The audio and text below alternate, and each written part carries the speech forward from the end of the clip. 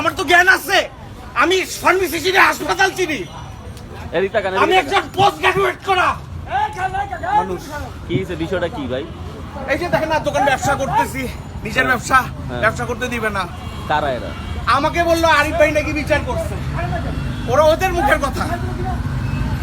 আমার জায়গাতে আমি ব্যবসা করি, এটা সমস্যা, ওদের বিচার, আমি আমার বন্ধ করে দিবে দোকান। আমার ওদেরকে মারবে, এই দেখেন আমার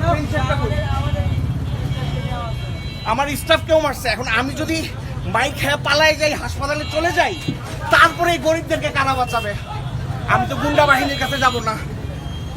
আর যে বাহিনী আসছে ইনশাল্লাহ, আমি শুধু আল্লাহ আমাকে একটু চোখে দেখার মতো কিছুক্ষণ, আমি আলহামদুলিল্লাহ কোথায় লাগছে যাই না, কোথায় একটু রক্ত বাইরিতেছে, চোখে দেখতেছেন আপনি বাম চোখে? এটা তো খোলা সম্ভব হচ্ছে না। একটু আমি একটু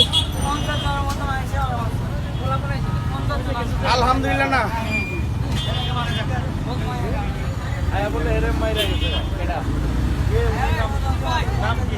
আমাকে মাইরা গেলে আমি ঠান্ডা হয়ে যাবো। মইরা তো যাই না, এই মাইরা কি লাভ হইলো?